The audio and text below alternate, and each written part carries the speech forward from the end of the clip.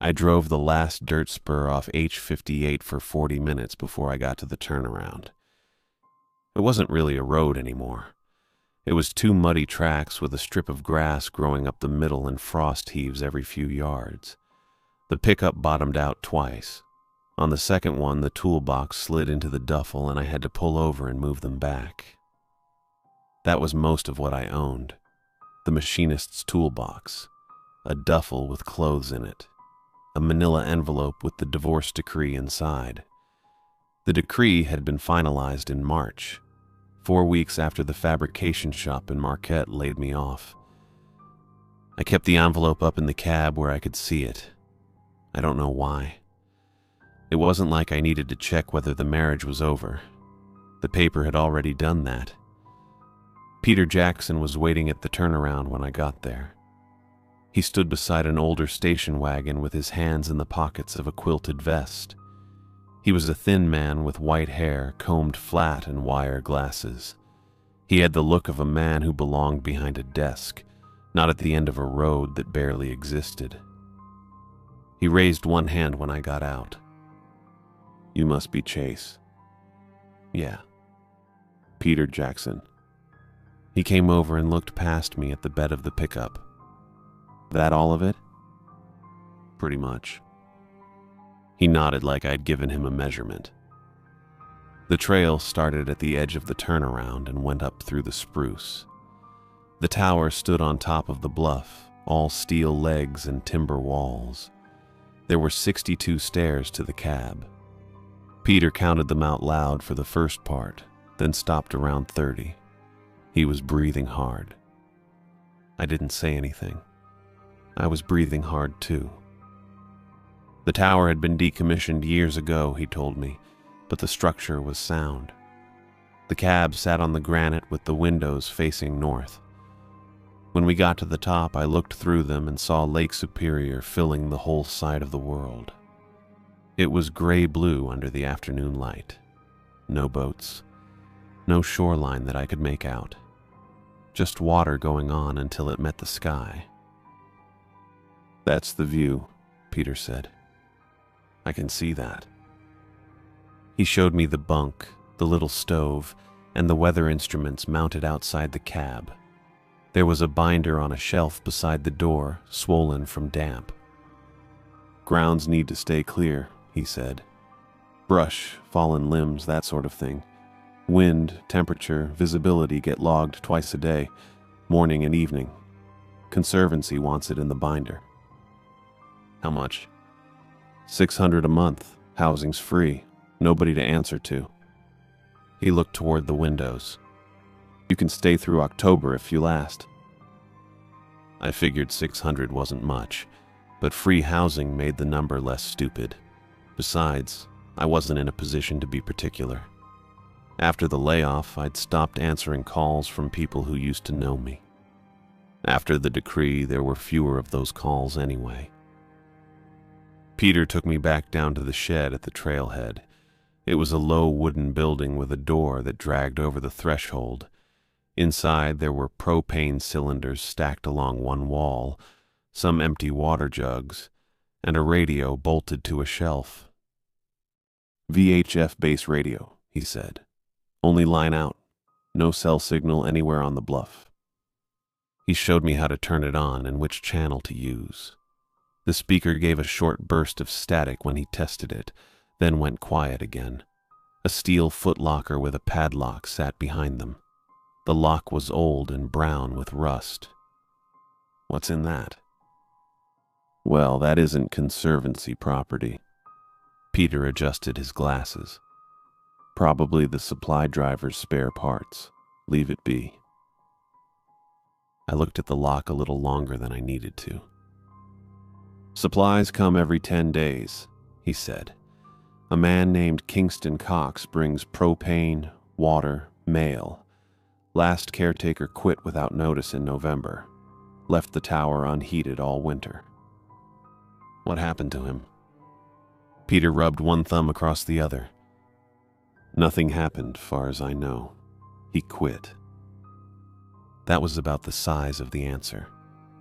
He showed me where the road washed out near the bottom of the hill and pointed out a stack of split wood under a tarp. Then he asked why I'd wanted the job. There wasn't much point lying. Nobody else was there to impress. I wanted somewhere people wouldn't look for me. Peter waited. After the shop laid me off, I stopped answering calls. Then the divorce went through. I didn't feel like talking to anybody who knew me before. I looked down at the dirt between us. It had thawed on top and was still frozen underneath. Peter glanced up at the tower. The road keeps most people honest about wanting solitude. Then he got in his station wagon and drove down the spur. I watched the car rock through the ruts until it disappeared between the trees. My toolbox was heavier than it looked. I carried it up first, one step at a time, then went back for the duffel. By the time I reached the cab, my hands were shaking and my shoulder had gone numb. I set the toolbox down on the cab floor and stood at the north window with the whole lake in front of me and no one below. I slept in the cab the first night, and the next 5 days went pretty much the way I wanted them to. I got up before the sun and made coffee on the little stove. The coffee wasn't anything special. Ground stuff in a plastic tub, water from one of the jugs, and a metal cup that got too hot to hold. But it was hot, and nobody was there to ask me how I slept. Around 7, I took the binder out to the catwalk. The anemometer was mounted on top of the cab. It had 3 little cups that spun when there was wind, though most mornings they barely moved. I wrote down the temperature from the thermometer by the window, then looked across the lake and put down my best guess for visibility. There wasn't a gauge for that. You just looked at the far shore and decided how much of it you could see. Clear, hazy, poor. Pretty scientific, if you don't think about it too hard. I logged everything in the conservancy binder. Wind, temperature, visibility, cloud cover. 7 in the morning and 7 at night, every day. Nobody had explained what happened to the numbers after I wrote them down. Maybe Peter came through once a month and collected the binder. Maybe it sat there until October and got thrown in a drawer somewhere. I didn't know. I liked writing them down anyway. There was something about putting a number beside a date that made the day seem useful. April 20th, 41 degrees. Wind from the north at maybe 5 miles an hour. Visibility good. You could look at that and know what had happened, even if nothing had. After the morning log, I usually walked the bluff trail. The trail ran through spruce and birch along the edge of the bluff, then dropped toward a rocky stretch where the trees opened up. I didn't go all the way down every time. Some days I walked until I got tired and turned around. Other days I went farther, just to have somewhere to go. I never saw a vehicle on the road. That was one of the better parts. No supply wagon, no station wagon, no person pulling up with a question. The road stayed empty, and the woods stayed quiet. Once, I found fresh tracks from something small crossing the mud. Probably a fox or a dog. I didn't see the animal. At night, I made the second entry in the binder and washed the cup out with a little water. Then I'd sit near the north window until I got tired enough to sleep. On the evening of the 23rd, the air was damp and flat. The lake looked like a sheet of dull metal, and there wasn't enough wind to move the anemometer. I was sitting on the catwalk with the coffee cup between my boots when I heard the horn. It was low and far away. The sound came across the water and seemed to hang there after it stopped. Then it came again. It wasn't loud, but I felt it in my chest. I went inside and checked the radio, though I knew the radio wasn't making it. The speaker was dark and silent. There wasn't anybody on the road either. I stood by the window and listened for the next blast. After a while, I figured it was the fog signal from the abandoned harbor works at the point named Au Sable. Peter had mentioned the place when he showed me the map, or maybe I'd read it in one of the papers left in the cab. Either way, it made sense. Sound carries a long way over flat water when the air isn't moving. The horn only reached the tower on nights like that. I hadn't spoken a word out loud in 3 days. I noticed it while I was washing the cup. I opened my mouth to say something, though I didn't know what, and then stopped. There wasn't anyone around to hear me. Saying it would have been like talking to the stove. I didn't mind the silence. That bothered me a little. On the morning of the 24th, I opened the duffel and took out the manila envelope. The divorce papers were still inside. I hadn't looked at them since I left Marquette, and I didn't look at them now. The envelope had picked up a crease across the middle. I folded it once more and put it in the bottom of my toolbox under the wrenches. It fit there better than it had in the duffel. The toolbox was where things went when I didn't want to see them but still wanted to know where they were. Billy was different. I didn't have his number written down. I knew it. I had one call left that mattered, and it wasn't to Peter or the county or anybody from the shop. Billy was 13, which meant he was old enough to know when I was avoiding him and young enough to think it might be his fault. I decided to drive into Grand Marais and use the payphone. The truck started after 3 tries. I let it run while I locked the toolbox in the bed and checked the fuel gauge. There was enough for town and back, probably. It took 40 minutes to get down, and I didn't want to learn how far an empty tank would carry me on the spur. I went back into the cab for the key. The binder was open on the desk. I looked at the morning entry before I closed it.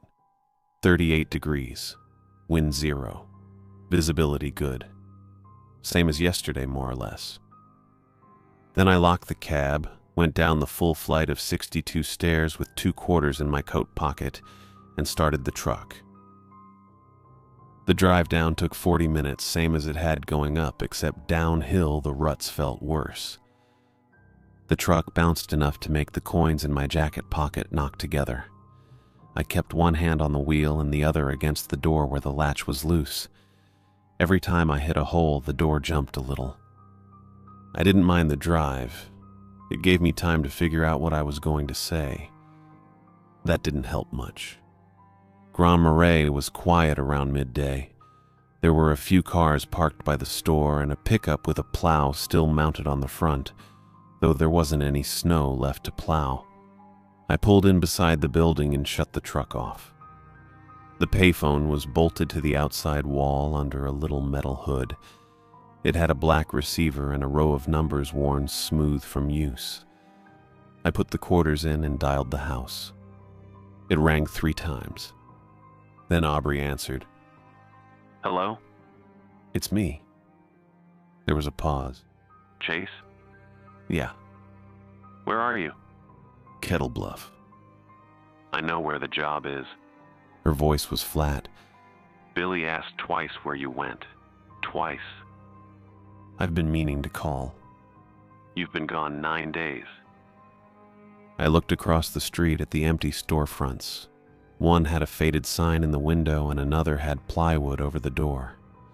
The town looked smaller than I remembered, though I hadn't been there in years. I got settled in, I said. Are you going to talk to him or not? I didn't answer fast enough. She handed the phone over. I could hear Billy breathing before he spoke. Hi, Dad. Hey. Is it the kind you can climb or is it fenced off? The tower? Yeah. Is it the kind you can climb? It's 62 steps up. There's a catwalk all the way around the cab. 62? Like you counted them?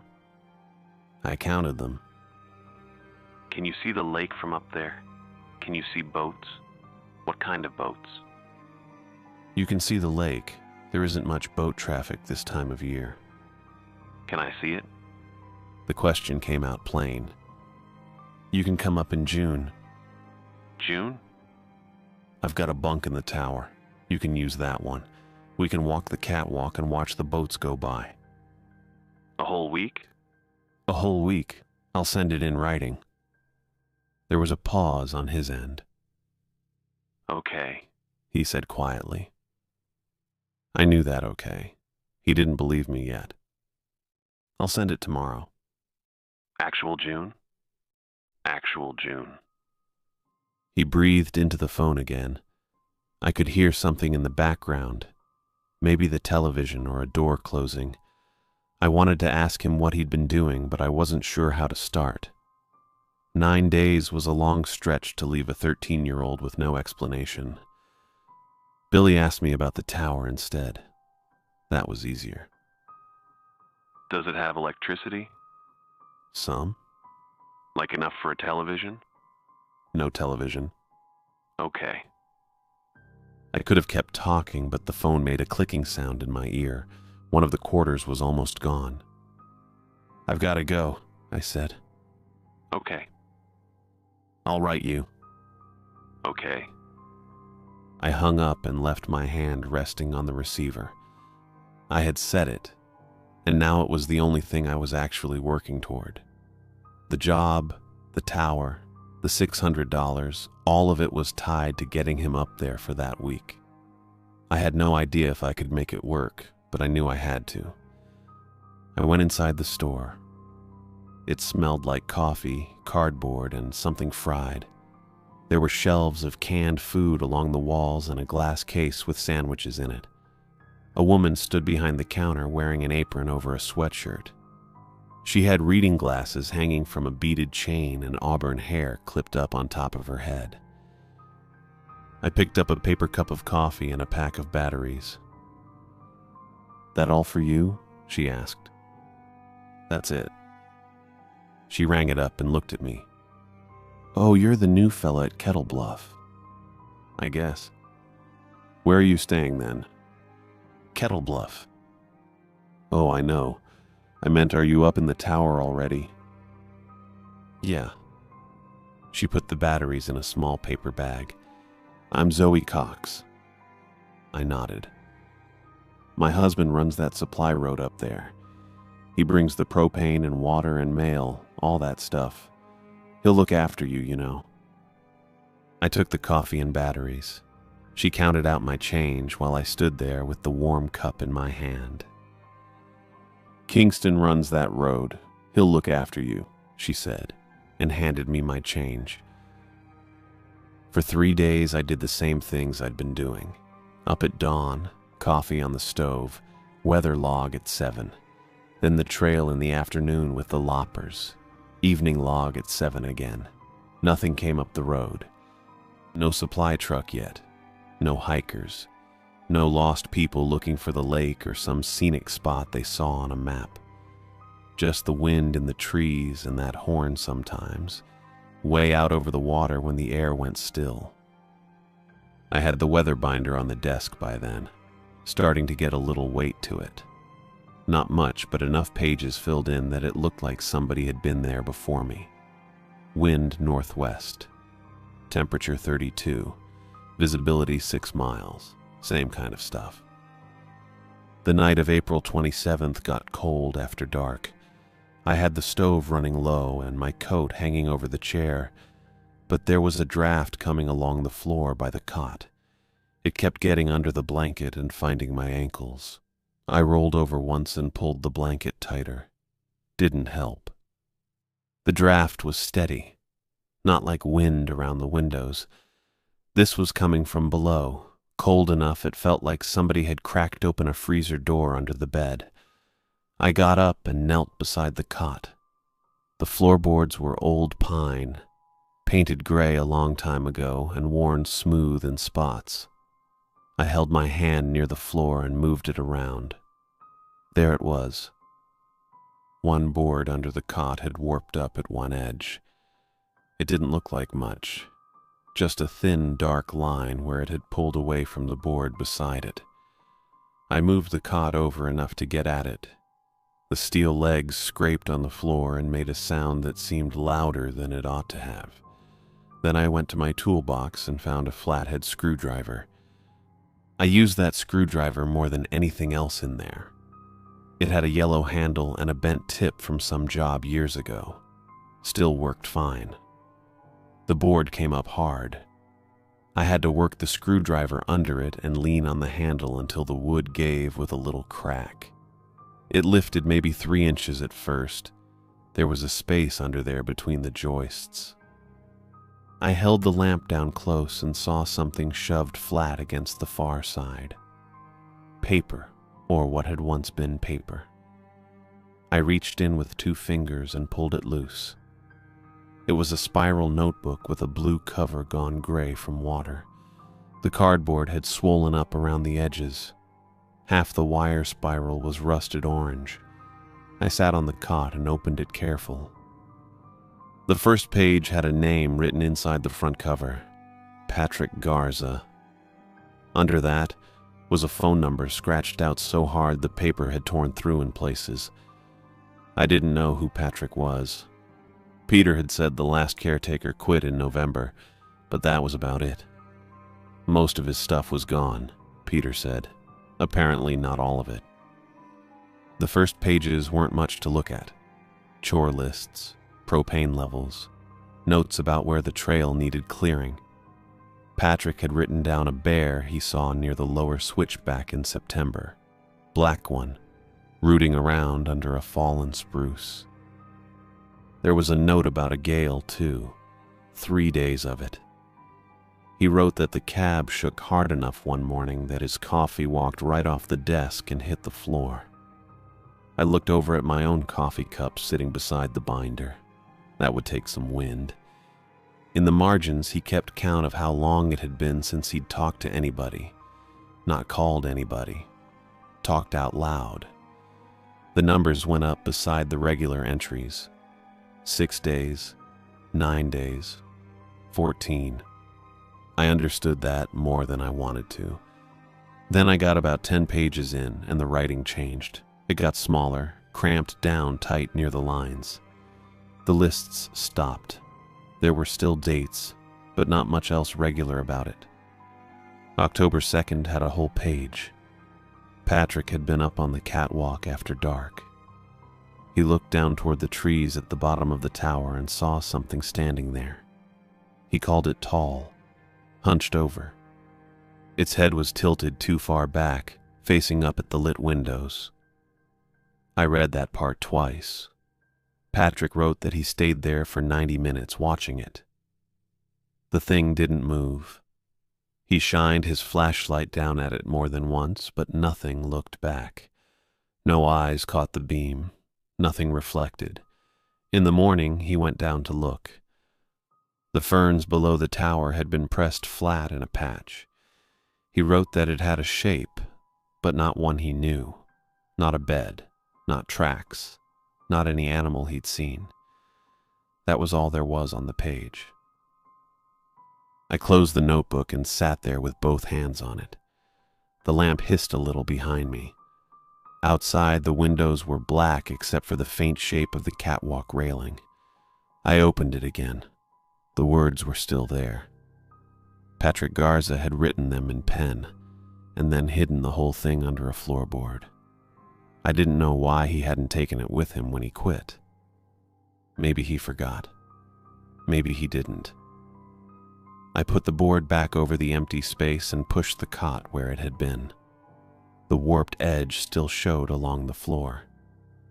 I set the notebook on the desk beside the weather binder. Then I left the lamp burning and lay on the cot with the notebook on the desk where I could see it. I didn't sleep much after that. I kept the lamp burning like Patrick said, which felt stupid even while I was doing it, and I lay there listening to the stove tick and the wind not blowing. Every time I almost drifted off, I'd think about a head tilted back too far, looking up at a lit window, and my eyes would come open again. By morning, I gave up trying. I skipped the trail walk. I made coffee, pulled the notebook onto my lap at the desk, and read it through page by page this time, slower, taking in every word instead of skimming for the parts that scared me. Patrick had turned into a different kind of writer by the middle of it. Less chores, more counting. He'd worked it out over what looked like 5 or 6 nights, same as I would have, and he wrote it up clean like a checklist. No wind on the anemometer, no moon, and the Sable Point horn carrying up the bluff, because it turned out that horn only reached the tower when the air went dead still, same as I'd already guessed on my own. He underlined that those were also the nights nobody drove the road, not one truck. He'd noticed that before I ever thought to. There was a page where he wrote about standing on the catwalk and yelling as loud as he could, just to see how far his own voice would carry on one of those nights. He said it died inside 40 yards, swallowed up. I read that twice and then didn't read it again. The last pages that still made sense were the worst ones. He was begging whoever came after him to stay inside on those nights and keep the lamp lit. Then, underlined 3 times, hard enough the pen had cut through the paper a little, never trust the man who brings the supplies. I shut the notebook and let my coffee go cold without touching it again.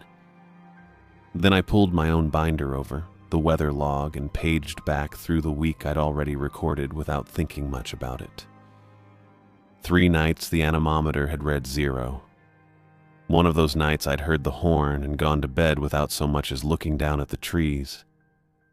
I didn't like that. I put on my coat and went down the tower stairs, 62 of them, and this time I didn't stop at the trail. I walked straight into the spruce at the base of the tower, off any path at all, pushing branches out of my face. It took maybe 30 feet of pushing through the spruce before I found it. A patch of ferns, last year's growth, brown and dead, pressed flat into the needles underneath.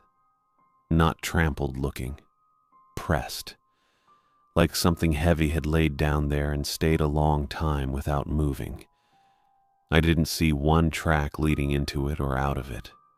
Nothing broken on the way in, nothing disturbed on the way out. Just the flat spot, sitting there in the middle of everything else standing up fine around it.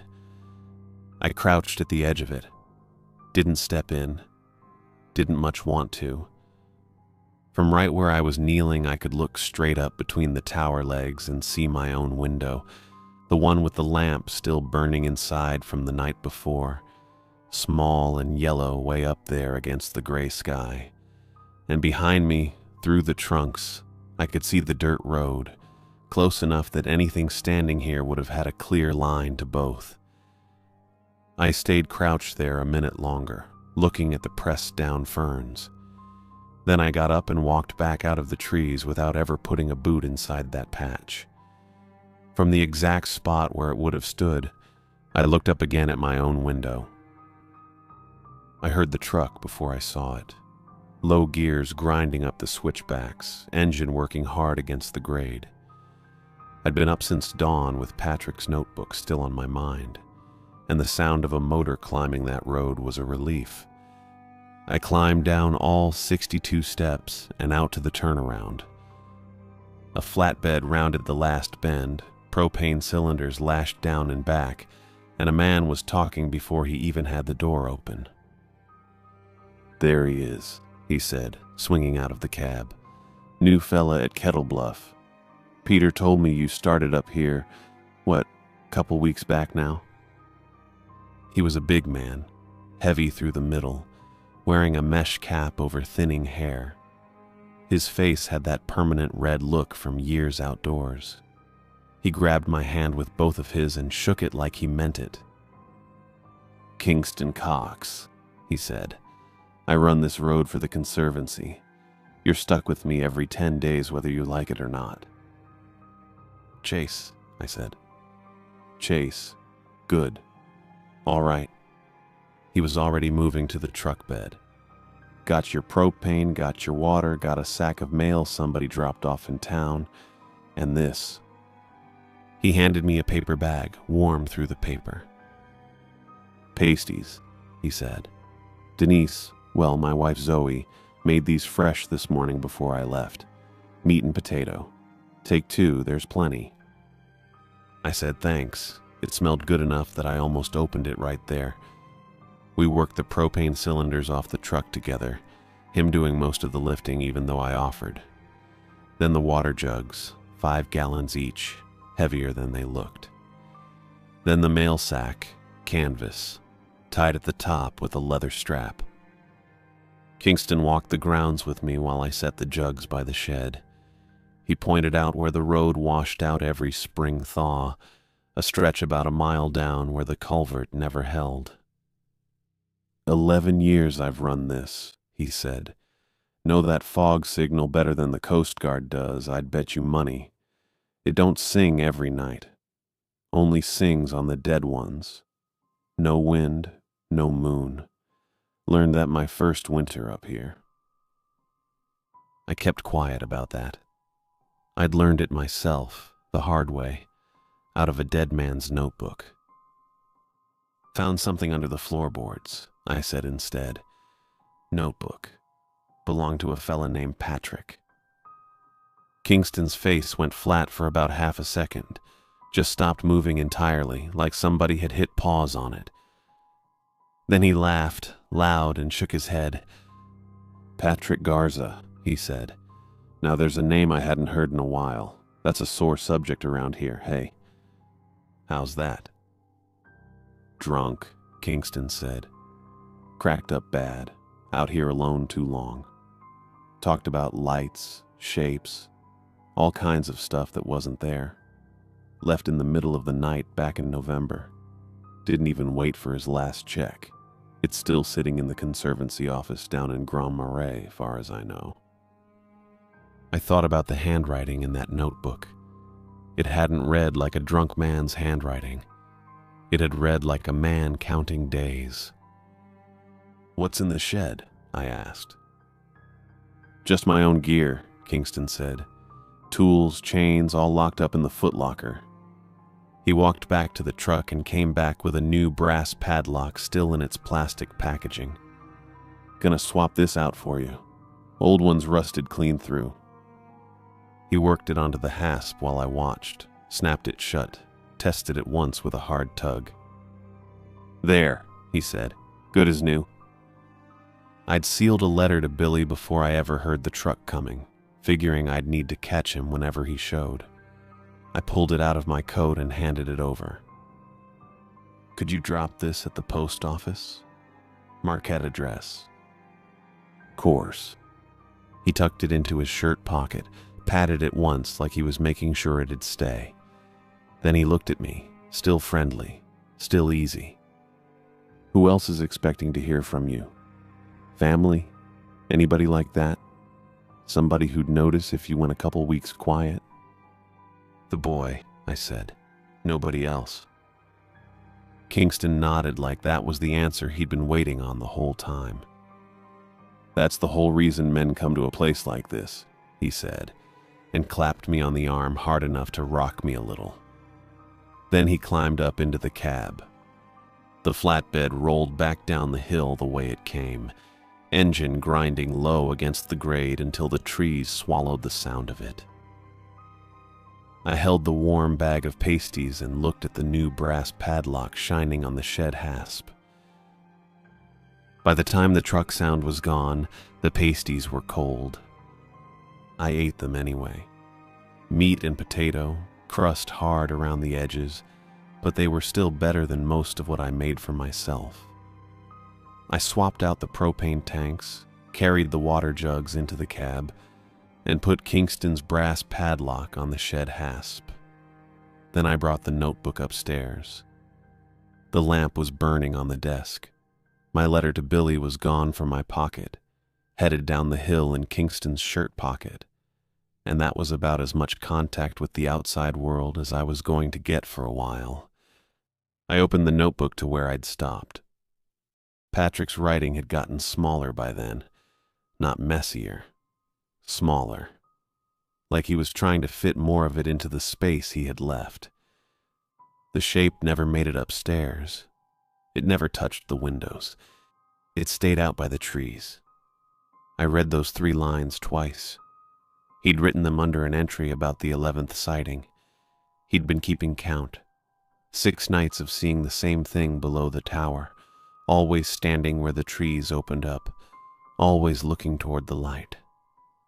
Then he had written something else. I wasn't what it was watching.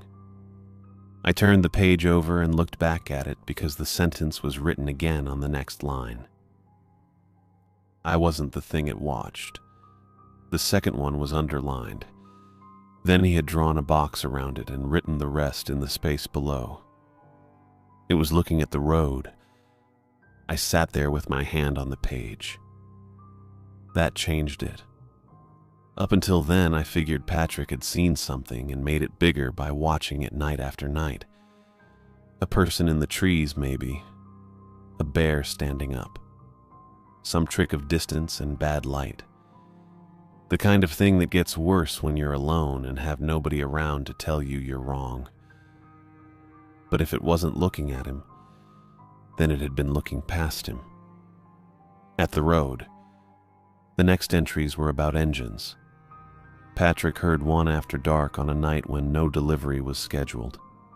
He didn't see the truck, just heard it working up the switchbacks below the tower. Another night he heard an engine stop, then start again after a few minutes. On one of those nights, the shape turned its head.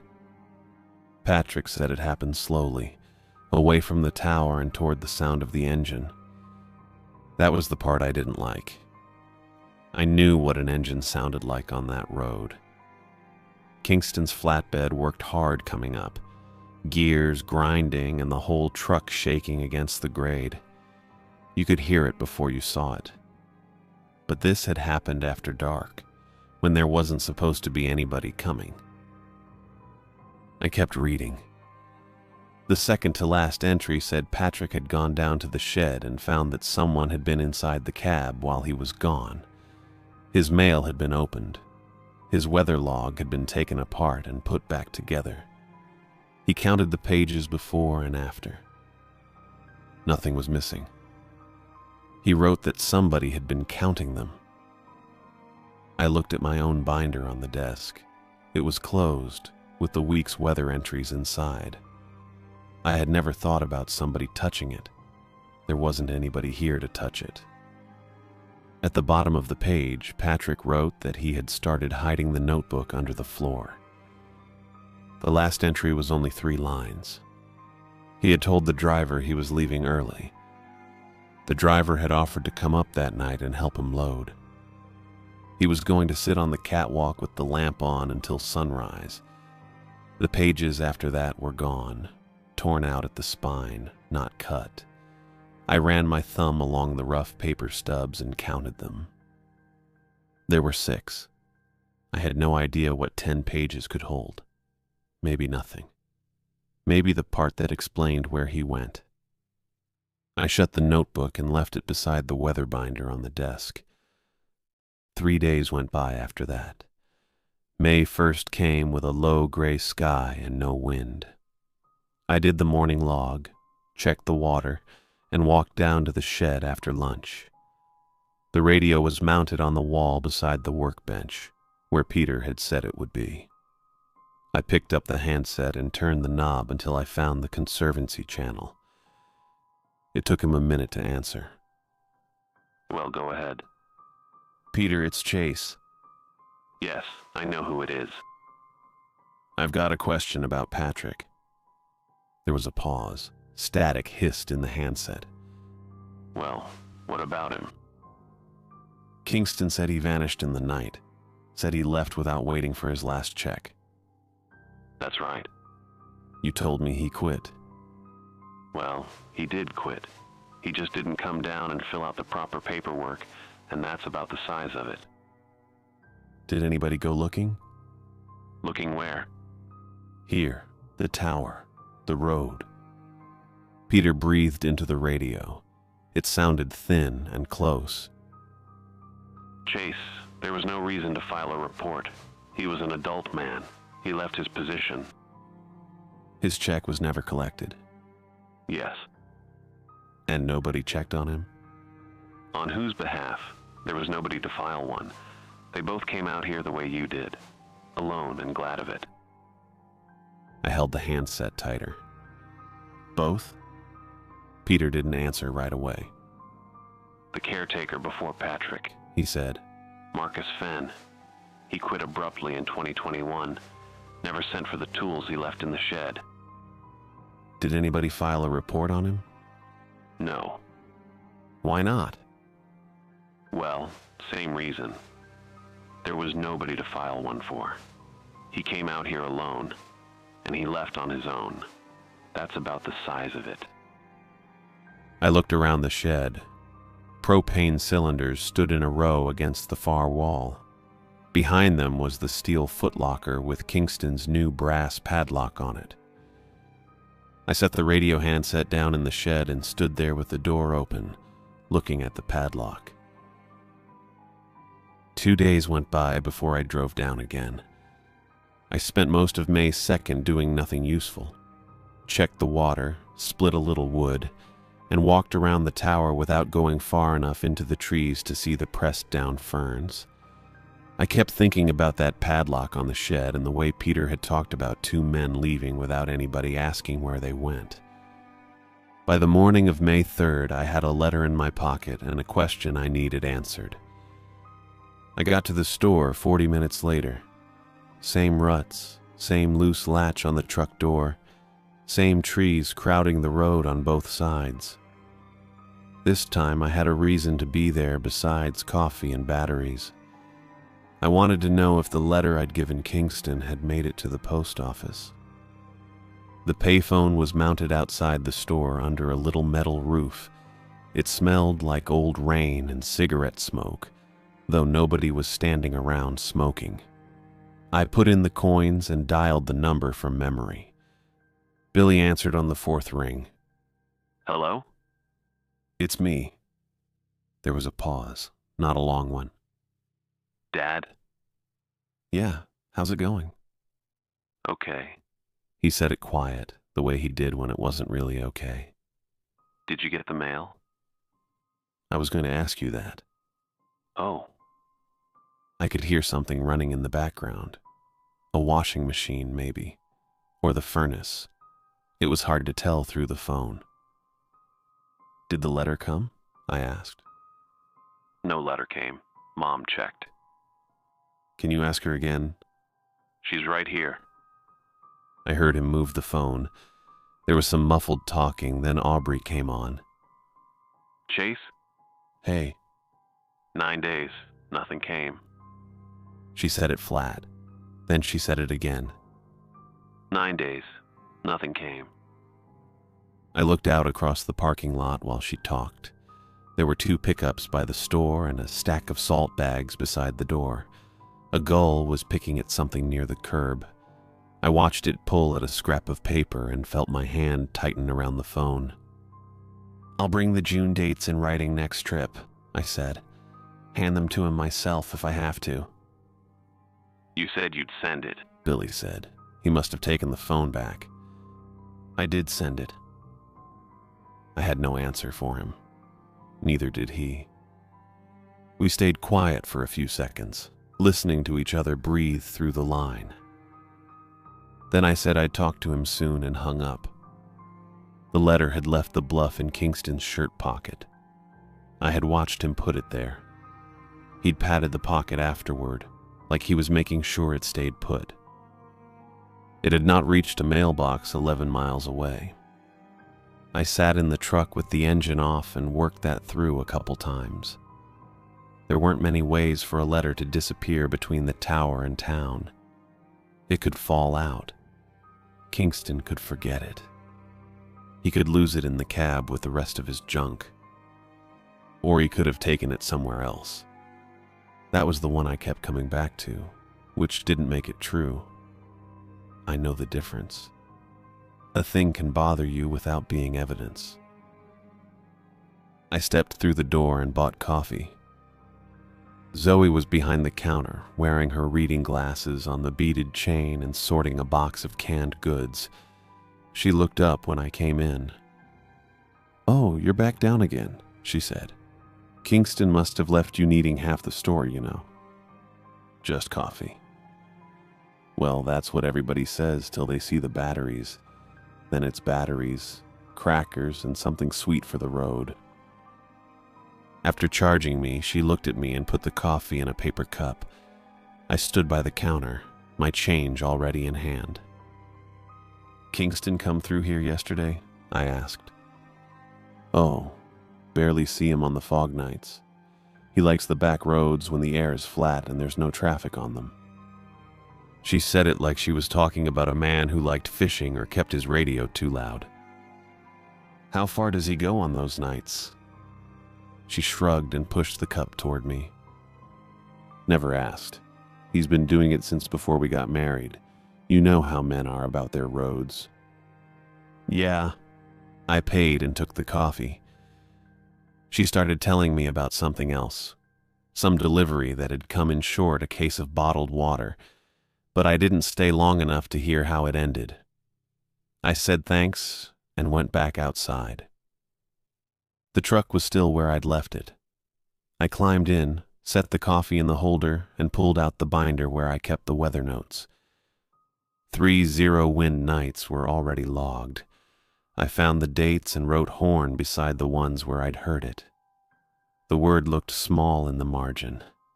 Just 4 letters, nothing to it. I closed the binder and drove back up. I reached the trailhead in the late afternoon. I parked at the turnaround, checked the brass padlock on the shed, and started up the 62 steps. The next 3 days went by without anybody coming up the road. I checked the water, split some wood, and kept the lamp off after midnight. That last part wasn't hard. Once the sun went down, there wasn't much to do besides read, and I could read with a flashlight if I had to. The tower looked different without the yellow window above it. On the morning of May 6th, I heard the truck working up the hill. I was already at the turnaround by the time the flatbed came around the bend. The road was dry now, mostly. Dust came up behind the tires and hung there between the trees. Kingston leaned out the window before he got the door open. "Morning, Chase," he called. "Beautiful day for ruining another set of tires, hey?" "Looks dry." "Dry don't mean easy." He climbed down and slapped the side of the truck. "Got propane and water, same as last time. You sleep any better?" "About 6 hours." "That all?" "Usually." He looked up toward the tower. The catwalk showed through the trees, and the windows were dark in the morning light. "That lamp been burning past midnight?" "Some nights." "How many?" I set my hand on one of the propane cylinders. It was cold from sitting in the shade. "Most of them." "Reading?" "Sometimes." Kingston grunted like he'd expected something else. We got the cylinders off first. He took the heavy end and I carried the other, though there wasn't much point pretending we were sharing the work evenly. Kingston could lift 2 of them at once if he wanted to. Then we brought up the water jugs, 5 gallons each. I carried one at a time and stacked them inside the cab while he kept talking. "You know that light can be seen from the water, right?" "How far?" "Depends on the night. Clear air, you can see it from a long way out. Fog, maybe not at all." "There isn't much boat traffic." "No, there isn't." He set an empty jug beside the shed. "Still doesn't hurt to know who's looking at what." I looked at him. He was smiling, but not as much as usual. "Next runs the 16th, he said. "I won't be up before then. Road costs me a set of tires a year as it is. I start making extra trips. I'll be buying tires every other month, hey?" 16th. "That's right. You need something, you tell Peter before then. Don't wait till you're out of water." "I won't." The last of the water went into the shed. Kingston stacked the empty jugs by the door, one on top of another. He did it slow, like he had something else to say and was waiting for the right place to put it. He looked back at me. "That notebook you found, you still got it?" I had been expecting the question since I heard his truck. "No." He kept one hand on the top jug. "What happened to it?" "I burned it, first cold night." The shed was quiet except for the little tick of metal cooling somewhere inside the truck. Kingston looked at me for a moment. Not long. Just long enough that I could see the friendly part of his face go still. "That was the smart thing." "Seemed like it." "Yeah," he nodded once. "Smart thing." He picked up the last empty jug and carried it around the side of the shed. The brass padlock hung from the hasp. Kingston checked it as he went past, giving it a hard tug with 2 fingers. He did that without looking down, like he had checked it 100 times before. The lock held. He climbed into the truck and started the engine. "See you on the 16th, Chase?" "Yeah." He waved through the open window and backed around the turnaround. The flatbed started down the grade, engine dragging in the low gears. I watched until the dust settled and the trees closed over the road. I brought the notebook out from under the floorboard before I took my coat off. The board came up easier now that I'd worked the warped edge loose. Patrick had hidden it in the joist cavity under the cot, where the floor stayed dark even when the lamp was on. I carried it to the machinist's toolbox and opened the lid. The wrenches were in the bottom tray.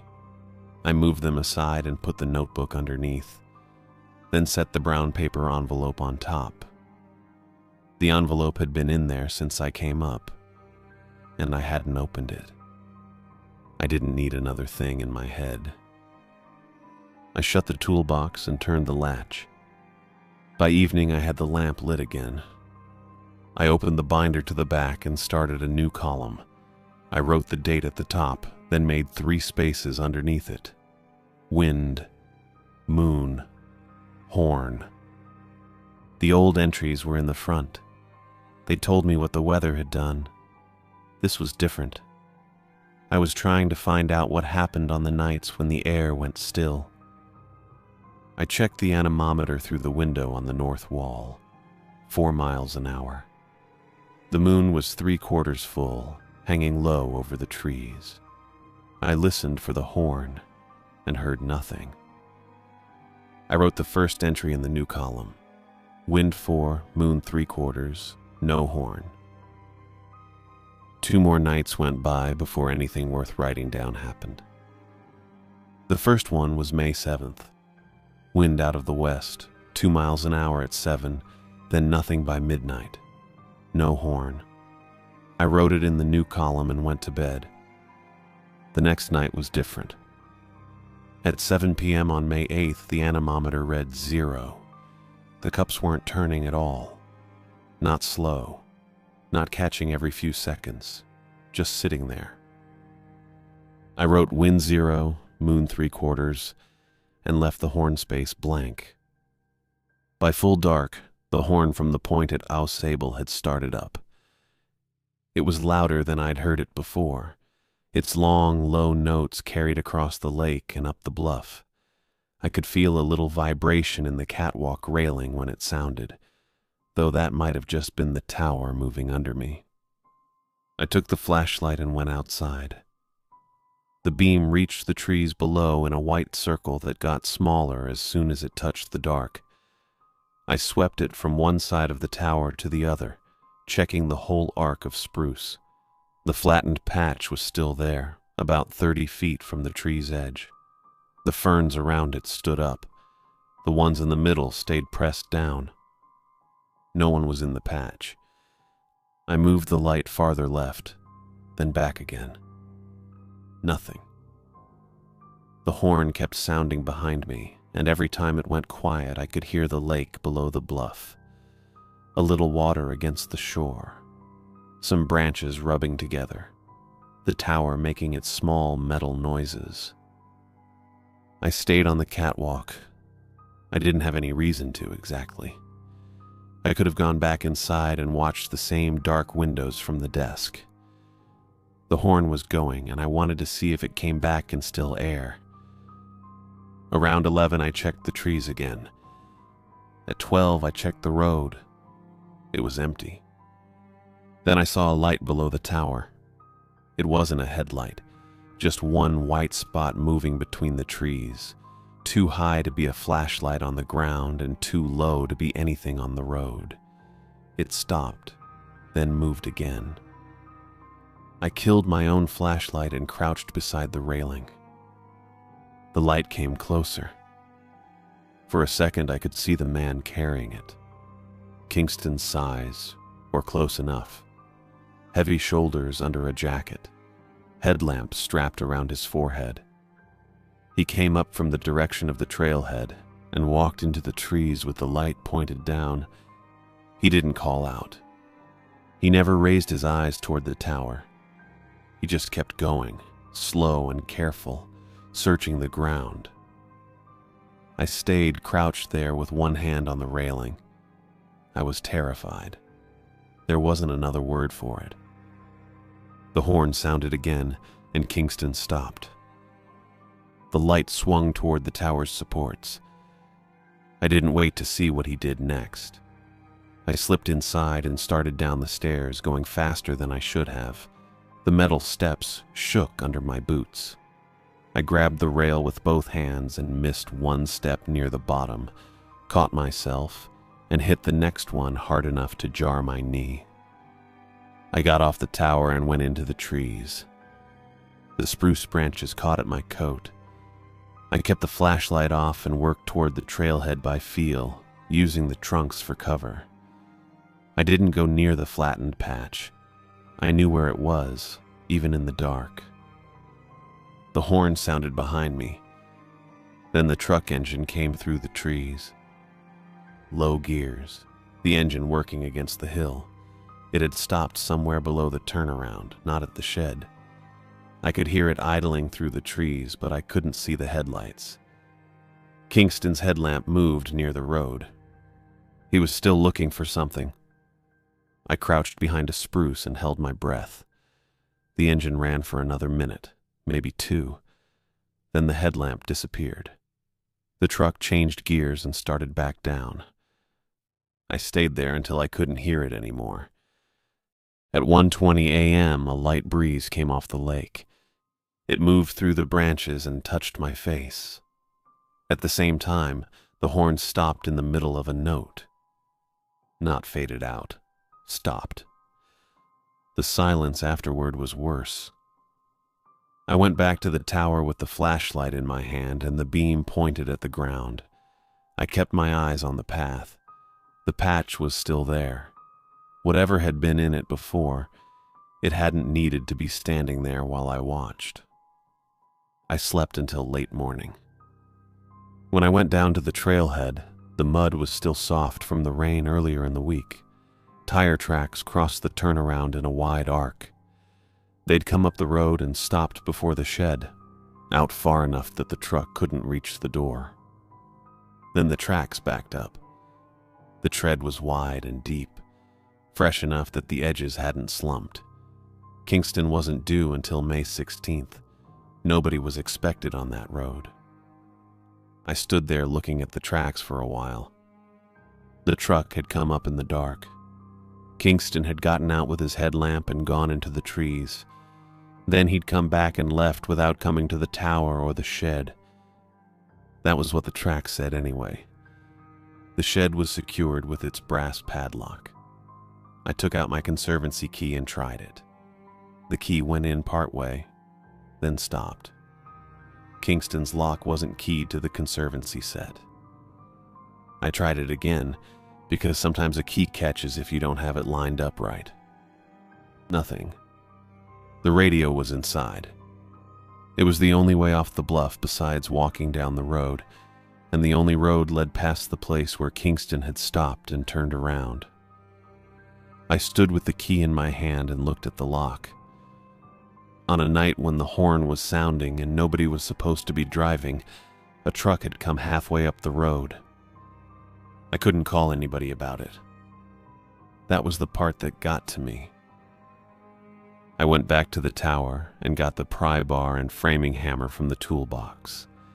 I carried them down in the afternoon, when the sun was out and the road looked like a road again. The back corner of the shed had one board that was already loose along the bottom. I put the pry bar under it and tapped the handle with the hammer. The nails pulled a little at a time. I worked along the edge until it pulled loose enough to bend outward. There was a gap behind it, dark and narrow.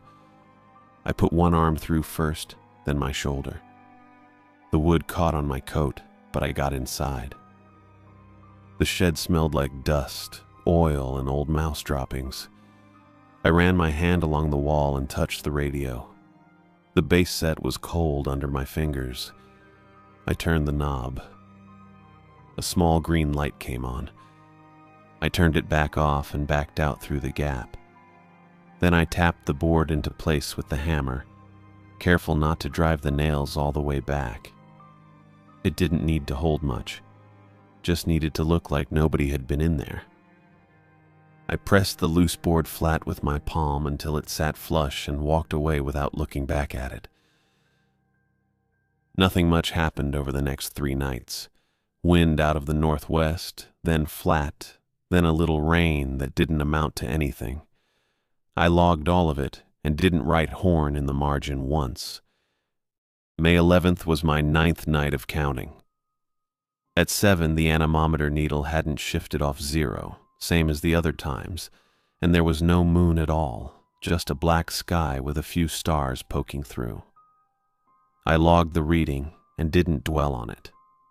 By 10:40, the fog signal out at Sable Point was ringing through loud and steady, nothing in the air to soften it. Wind, moon, horn. All 3 at once, the exact combination Patrick had boxed off in his notebook like it meant something.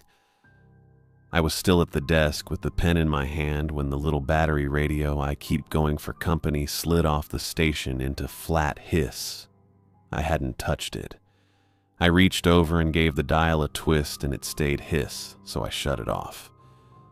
The window in front of the desk had gone black by then, black enough it turned into a mirror. I could see the whole room sitting behind me in the glass, the lamp, the cot, my own shoulders hunched over the binder.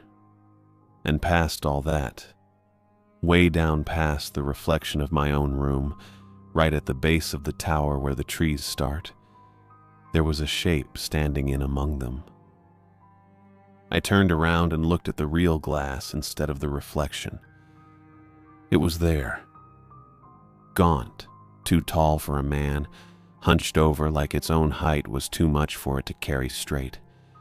It wasn't moving. Its face was tipped back, pointed straight up at my window, at the light behind me, same as it had every night since I found that notebook. I didn't move either. I counted my own breaths, which is a stupid thing to do, but it's what I did, one after another, waiting for it to come across that open ground toward the stairs. It never came. Patrick had written that down too, more than once, boxed off and underlined the same way. Never came up the stairs, never touched a window, never came closer than the tree line.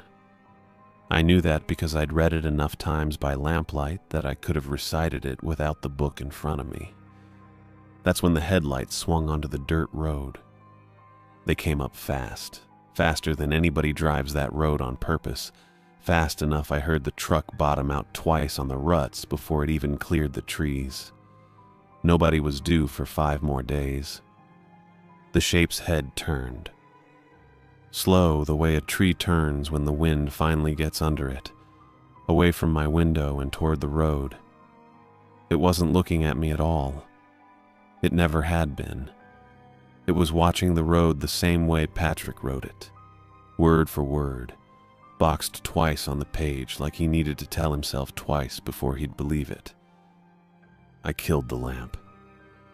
I kept my hand on the switch in the dark and watched the flatbed grind up the last stretch and stop short of the turnaround. The engine cut. The headlights went with it. For a second, there was only black where the truck had been. Then a headlamp came on, small and white, and started bobbing as it moved. It wasn't headed for the shed. It was moving along the tree line toward the base of the stairs. In the dark, I found the toolbox by feel, pushed the wrenches aside, and pulled out the flashlight and the framing hammer. I left the flashlight off and put it in my coat pocket. Then I started down. Down all 62 steps I went in the dark, one hand on the rail, the hammer in the other. I've gone down those stairs enough times now that my feet knew where the worn ones were. I went quiet, the way you go when you don't want your own boots to give you away. The headlamp was still coming along the trees when I hit the last few steps. I stepped off the bottom stair into the wet needles seconds before that light reached it, and moved into the spruce. I moved when the horn sounded and stopped when it didn't. That was the only rule I had. Sound covered me, so I used it. When the note rolled up off the water, I took 3 steps, 4 if I could manage it quiet. When it cut off, I stood still with the hammer against my leg and waited for it to start again. Kingston wasn't hurrying either. I could hear his boots behind me in the needles, unhurried, a man walking a property he already owned. Once he called out, "Easy," like he was looking for me at the general store.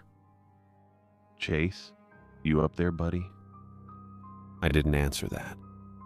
I went past the flattened patch of ferns close enough to touch it. Nothing was standing in it. I didn't slow down to check. I had looked at that patch enough times in daylight to know what nothing in it looked like, and I wasn't going to stop and confirm it with a flashlight off and a man behind me carrying a pry bar. The shed came up dark against the trees.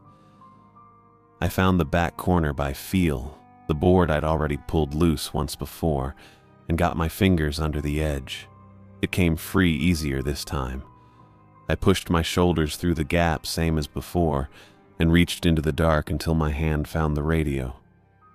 I got the power on and the mic off the hook and keyed it before I let myself think about how loud that click was going to sound. "Kettle Bluff Fire Tower," I said low and fast. "Last spur off H58 east of Grand Marais. I've got one man on the property who isn't supposed to be here. Send somebody. Now." I don't know if anybody heard it. That's when the light hit me. It came through the open board sideways, caught me square, and I had about half a second to see the shape it was throwing before Kingston filled up the doorway behind it. He had the pry bar down at his side, easy, like it was a tool and not a thing he meant to use on me. The friendly voice was gone. "The road's too long to run, Chase," he said. Flat, calm, the way a man reads a weather report. "The town's too far to hear you." Then he came at me. I got the hammer up. It wasn't enough time to do much else. The bar caught me across the shoulder and the side of the head at once, one motion, and the whole left side of my skull went white and ringing. My legs quit under me. I went down in the mud outside the door, hands first, knees second, the cold of the snowmelt coming up through my palms. I stayed down. Everything was noise and no noise at the same time, a high whine in one ear and nothing at all in the other, and I waited for the next hit. It didn't come.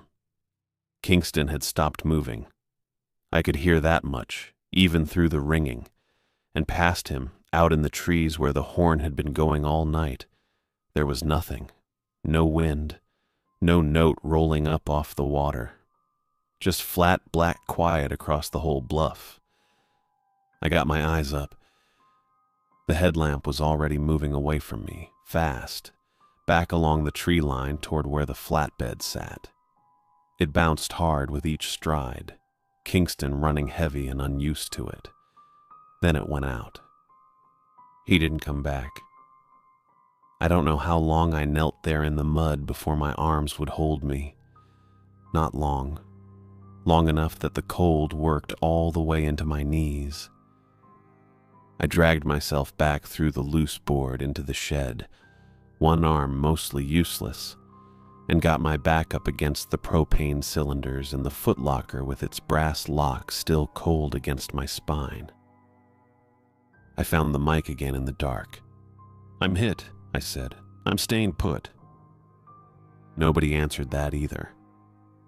I sat there with the handset still shut in my fist and the hammer laid across my knees, and no sound at all came up that road for the rest of the night. The black outside the door had started going gray by the time I noticed I'd been sitting there that long. Long enough that my knees locked up stiff on the concrete. Long enough my ear quit ringing and just went dull, like it was stuffed with cotton. I didn't sleep. I kept the mic in my fist the whole time in case I had something else to say into it, but nothing came, and I didn't have anything else to say anyway. Light comes up slow through spruce. First, it's just a difference, not really light at all, more like the black getting thin in a couple places. Then all at once, you can see shapes again. I heard the engine before I saw the truck. Higher note than Kingston's flatbed, working the ruts easier. It stopped at the turnaround and a door slammed and boots came up fast through the wet needles, and a flashlight beam swung across the gap in the shed wall where I'd crawled through twice now. "Hello? Anybody in there?" "Here," I said. It came out about a quarter as loud as I meant it. The light found me sitting against the propane tanks with the hammer still across my knees. A man about my age, county jacket, came down on one knee in front of me. "Ray Kinnunen," he said. "You call this in?" "Yeah." He got a look at the side of my head and made a face like he didn't care for what he saw. "Okay. Let's get you outside where I can see you right."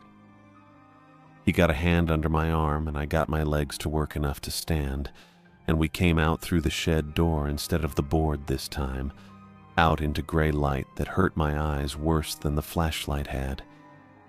He had me sit on the tailgate of his truck while he pressed something against the cut.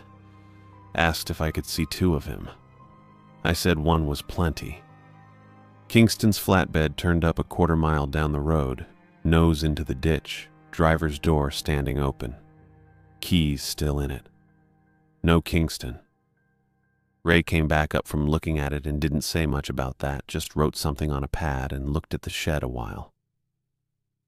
"That lock yours?" he asked, nodding at the brass padlock on the hasp. "No. His." He got a bolt cutter from his truck and it took 2 goes to bite through the shackle.